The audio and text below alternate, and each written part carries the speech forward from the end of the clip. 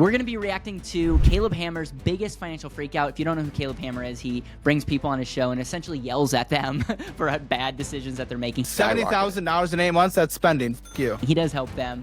Think of like Dave Ramsey, a lot younger, not a Christian, and just like in people's faces. So love Caleb Hammer's work. And when the team said this is his biggest freakout, I was like, okay, there's no way. I mean, this guy has train wrecks of individuals, financial train wrecks, I should say, of individuals on his show. I'm like, what goes on here? So we're gonna watch this clip. I'm gonna give context because we're not going to spend the hour plus watching the whole interview. So we're going to give you context of some of the details, and then I'm going to give you my 2 cents at the end of this. Much more money to pay down debt's much easier. I'm looking at getting rid of... I assume your spending will just go up because look where you are. We're at $70,000 a debt. Why no? You're confident with the no? You 100% confident. You already had an income before. Correct.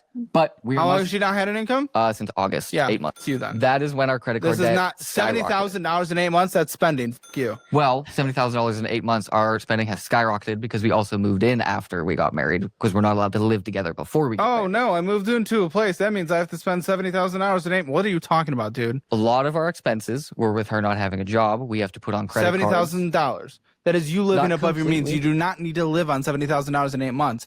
That we are talking at that point. You are living off of $110,000 a year. That is, you are not making that up with an income. What are you talking about? A lot of this stuff over the past year are one-time purchases that are not going to be made in subsequent years. And you need them to survive. One-time purchases. And you need them to survive. One-time purchases. And you need them to survive. This is what I'm talking about. One-time purchases to survive that are not going to be made in 2025. Doesn't matter. I just want to point out, this is why Caleb Hammer is the GOAT. Because he's willing to have these conversations in person. Like, I'm feeling uncomfortable watching this, and he's having this in person. And I'm hats off to you, Caleb, because it would be hard for me to be this passionate. I think Dave Ramsey wouldn't even be this passionate. Obviously, Dave Ramsey wouldn't swear like this, but it would just be, I would love to know your thoughts around this, and I think that's why Caleb Hammer gets the clicks, and I think sometimes he can be a little over the top because he knows that gets the clicks. You needed them to survive. So our spending our spending is going to go down because of those one-time purchases are no longer on the budget. Works. Listen. Next year, maybe you'll want to buy a chin. Oh, man. I don't know what's going to happen. At some point, everything gets pushed. I'm not a fan of making fun of things that people can't control. Everything, you will find a replacement for that spending. That's spending true. That you did last year that are one-time, you're going to find one-time purchases next year. I only have 4 of these conversations a week. That's it. For 3 years. So you're saying my position is the same as everybody else's position and that I'm not unique in any way, so why would I be on this podcast in the first place? Yeah, basically, because essentially everyone that comes on the show, trust me, I've heard that this show... Just because our spending was bad in the last 12 months does not mean it's going to be bad in the subsequent 12 months or the 12 months after that. Behavior just changes because we wake up one day? We are here to get our behavior changed and look at what we need to change. I don't change behavior. I will give you advice of what you should and should not do. And that advice but you will help our behavior. If you follow it. Yes, that's what we want to do is follow it. That's why we're here. That's why we're here. Okay, fucking bingo. Got it. Ding, ding, ding. Buddy, everyone says that. Again, you think you're unique? And to be fair, though, stop being an a-hole, Caleb. Like, they are here on your show. And I will say, like, this person's, like, you know, coming at you and they're going back and forth. But it's probably nerve-wracking coming on the show. Yeah, I don't know if they make any money. Obviously, they get, you know, clicks and all that stuff. But it's nerve-wracking. And then when you have someone that you might look up to just, like, in your face, I can see where it can, you know, rub you the wrong way and you can get defensive.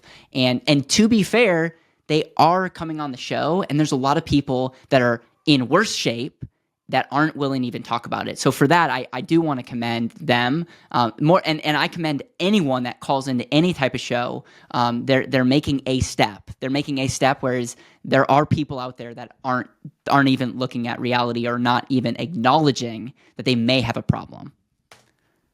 You're saying exactly what everyone says every single time. Okay, I'm here to get help. If I didn't want help, I would not be here. Then maybe you should fucking listen instead of interjecting. Oh, yeah, go ahead. Interject. No, go ahead. There it is. Okay, your one-time purchases that you did last year, you will have one-time purchases for the rest of your life. This is what happens every single time. And still, she did not have a job since the middle of last year, since after the middle of last year, and you guys chose to live on $120,000. Even if they're one-time purchases, I don't give a you chose to live off of $120,000 a year when you barely make scraps. So I don't give a if they're one-time purchases. You chose that. You chose that. So how about we go into the finances and look what we can fix? Buddy, it's a fix. Here's a fix. Let me give you a little fix. This will solve your entire issue, and we can fast forward instead of doing an hour and a half. Here's a fix. Don't spend $120,000 in a year, you dumb making $30,000. Okay, if we take a step back, obviously everyone's got different styles, and I want to start with a little bit extra context, and then we can go into what I would say. And again, it's always easy for me to, after the fact, Monday morning quarterback, kind of telling you what I would say, how I would go about it. But let's just take a deep breath and let's look at the facts. So the facts are, this guy is a substitute teacher. He makes $2,800 a month. Okay, so that's a little bit of context. He also is trying to work for CVS, $19 an hour that he gets, and so he's making a little bit of side income, but it's just not great. He's in school to get his master's with a background of user experience degree. This can be very common with people that they their whole goal is to get more education.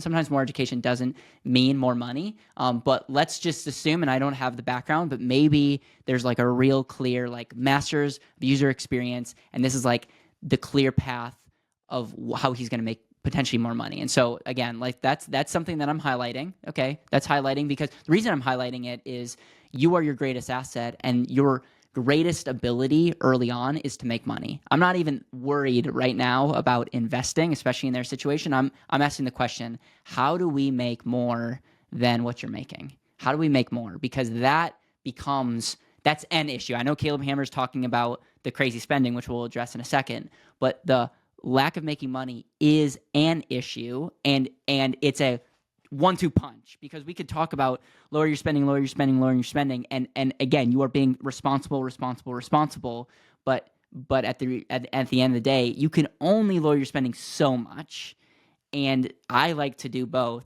Can we lower spending, and can we make more? And if you can do both, that is a 2-for-1 kind of deal. So okay, so then it looks like his wife doesn't work, period. She's from Zambia, and didn't really make any money. And that was when I was looking at these notes, I was like, okay, doesn't have a work visa. Okay, doesn't have a work visa. It's taking a little bit longer, but do you guys buy do you need, how do I say this?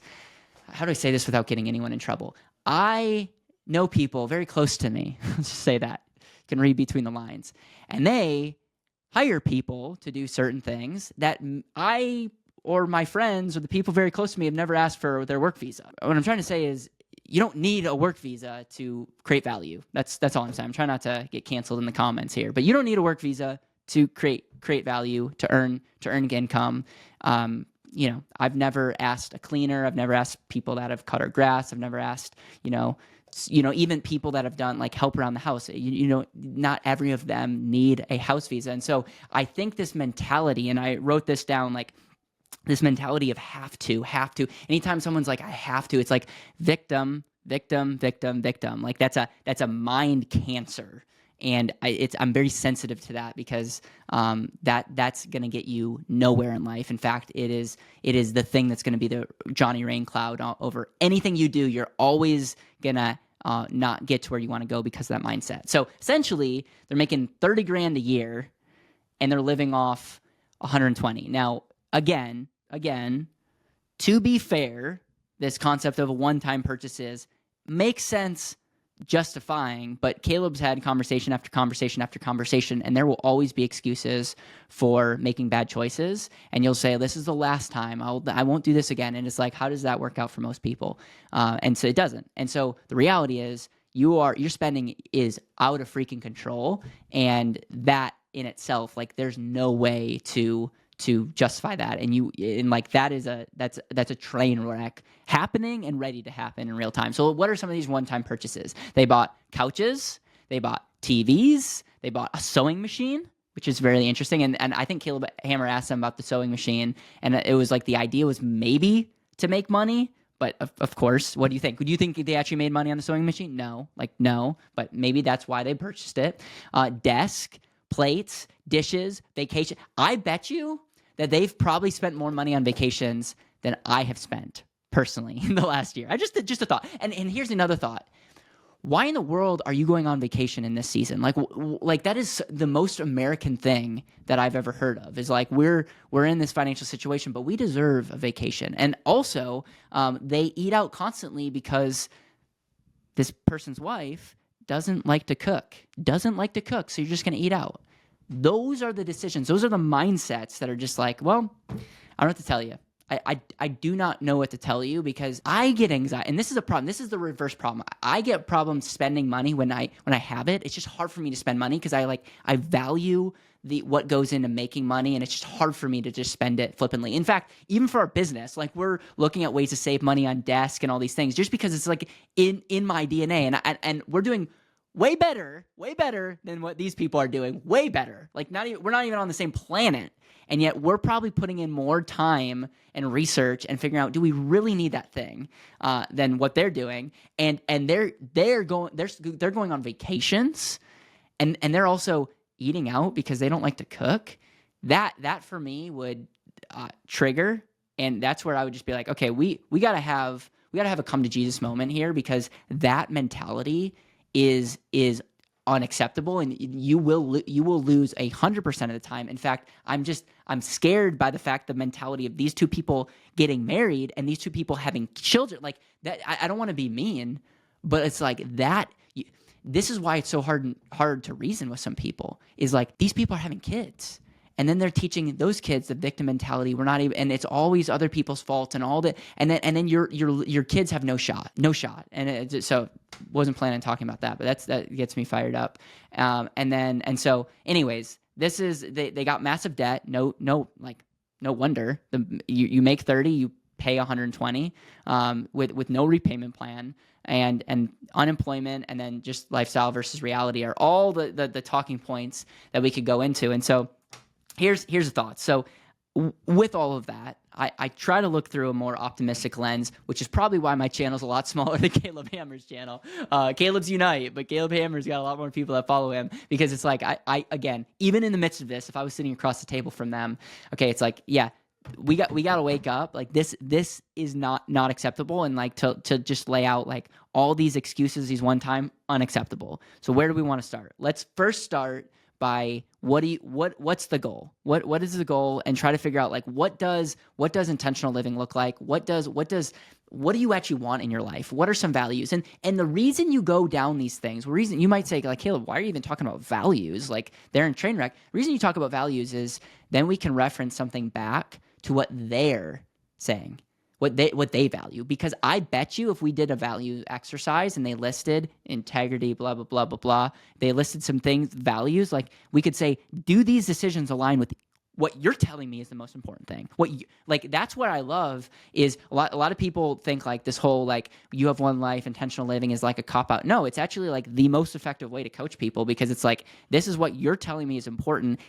Are these decisions aligning? I guarantee you their decisions are not aligned with their dreams. And I don't need to scream at them to point that out. So that's number one. Second thing is we gotta figure out the making money aspect. I understand it's easy to attack their spending decisions. We're gonna do that in a second, but we gotta figure out what's going on here. It's for this couple to be making $30,000 a year, just not cutting it.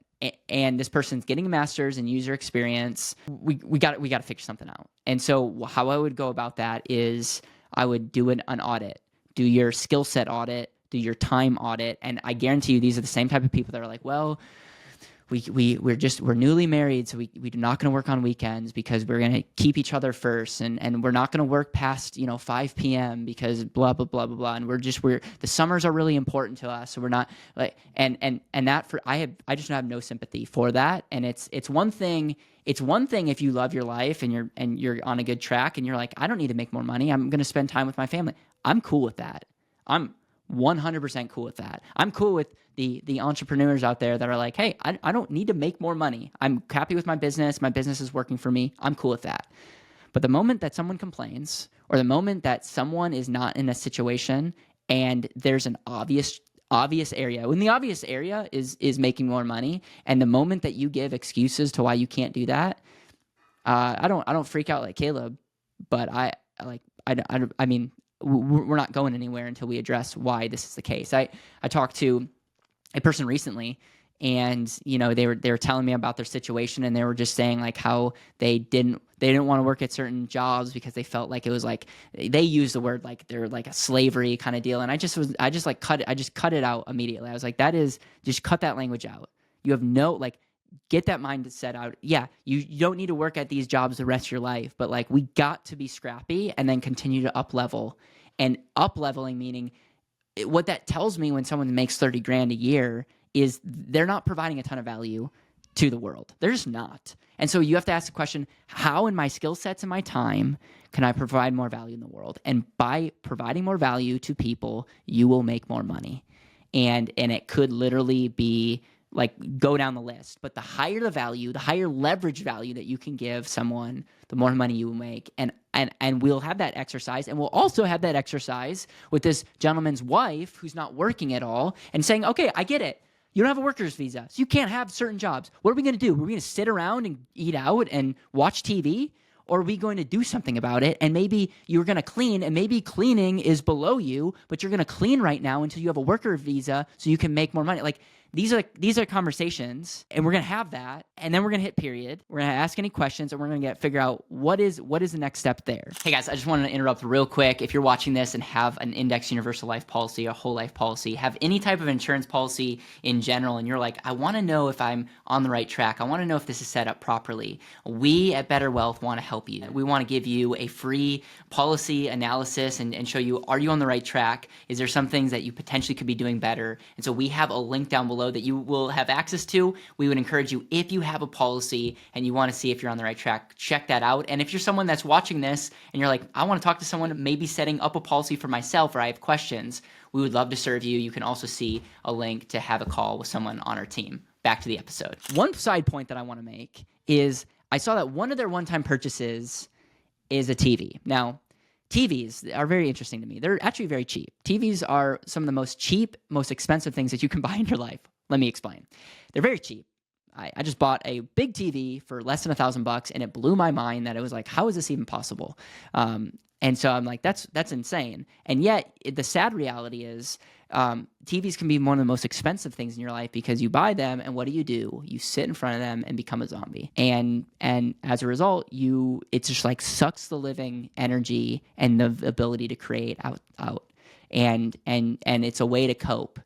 Eating out is a way to cope as well. Like, it's funny to me that one of the things that they bought were dishes, but they don't cook. It's just ironic. But the idea is like, TVs could literally be like, one of the things that I would say is like, is it realistic to like literally throw your TVs out or like unplug them until we hit a certain, and that might be so extreme, Caleb, but I don't really care. That's one of the things. It's like, maybe and again, I don't know if they bought new couches or Facebook Marketplace. I'll just say personally, we did not buy any new couches personally, and we're in a little bit different situation personally than these couples. We didn't, when we bought a home, we did not buy a new couch, period. Facebook Marketplace. I'm not saying you have to do that. I'm not saying we had to do that financially. That was a choice that we made, because when we looked at the pros and cons, it was like, of course we save all this money. Why wouldn't we do that? That's the decision we made. And so it's, again, like, I'm not telling you anything that I wouldn't do myself. And I make a lot more than $30,000 a year. So I think I hit that point hard enough. Now let's go to the spending. Okay. So the reason so many times we combine everything into one, and there are some people, it's so interesting, because you could be like, Caleb, that's hypocritical. I talk to some people. Some of my friends spend $1 million a year. I mean, and they're like, they make a lot more than that, and they spend a lot, and it might freak me out. And would I make those same choices? Probably not, but they can. It's like, who am I? You're spending $1 million a year and you're making more than that. You do you. And so I have no problem with the dollar amount. In fact, $120,000 a year, I can resonate with that more than you know, because I'm there, and probably I spend probably a little bit more. Okay, so I have no problem with the dollar amount. Where I have a problem with is the range of gap between what you're making and what you're spending. And for that, I go, okay, that's where you are going to make excuses over and over and over again, and that is the issue. And so then we're looking at where are we living, why are we living, and some of the most important things to cut out would be where you're living, what you're driving, how you're getting around. Vacations, I don't even want to start on vacations. We'll just pretend that never happened, because that would be so hard for me. Like it would be so hard for me to even think about a vacation right now in that situation. And then I would look at, homes, transportation are like the two main things, and then eating out. And this is you wonder why I give Dave Ramsey his flowers. These are a lot of people are in this situation, and it's like, what you got to do is like you got to eat less. I don't know what to say. Like I don't know what to say. Rice and beans. Figure out how to cook. ChatGPT. Like figure out something where you can get. You could probably eat just as healthy, just as healthy. Get just as much protein and save a lot of money. I would look at that. I would really ask the question: what's the where this is not a time to be living high off the hog. What's the cheapest rent that we can get? And is there a world, depending is like transportation, like where can we be as lean as possible, and then where can every time that we have can we make money? And I also want to say this: enjoy the journey, because like I hate the mentality of that you have to have a vacation to enjoy your life. Like the times that I had some of the most fun is when I was working the most. I literally gutted chickens as one of my first jobs, and that was such a fun job, and I enjoyed it in the midst of that. And every job that I've had, I've enjoyed, and in the midst of even running BetterWealth and doing what we're doing, I enjoy it. Now, that doesn't mean I enjoy every aspect of it, but I've had the mindset of enjoying hard work. I have the mindset of enjoying what we're doing, and yeah, our vacation's fun and hanging, of course. But I'm not gonna be that type of person that like needs that to like subsidize my horrible life working so hard. And so I think there's a mindset around work, around making money, and at the end of the day, it's a values problem, and it's like we got to create more. So get really crystal clear about what you want. Let's get clear with values. And this might seem like such a waste of time, but it's not. Get really clear on what you want. It's important to dream, because if you have nothing to work towards, if you have no dreams, if you don't see a brighter future, then what's the point? This is why there are people making bad decisions about their lives and all, because a lot of times the future is not bright and there's nothing to look forward to. Then the second thing is, we got to make more money, and let's figure out all the ways to make more money. Look at your time, look at your skill sets, look at the people in your network, and figure out how to make more money. And again, that's exciting, because we can turn things around in a heartbeat with that. And then cut out any unnecessary spending, period. And those three things in tandem are where we would start. And then we would start hitting milestones when it's okay to start spending a little bit more. But it's so hard for me to even say that out loud in a financial situation like that. And so congrats to Caleb Hammer for getting the clicks, for bringing exposure to this. If he didn't have a channel, it's easy for me to critique someone, but I'm not going to, because at the end of the day, he's got the channel, he's getting views, he got this couple on. Hopefully the couple had a holy crap moment and are making better choices. And so I'm going to continue to be a fan of what Caleb Hammer does. And I'm inspired to do more conversations, and might start a call-in show or some type of show where I interact with people, because this is fun stuff. Thank you for watching.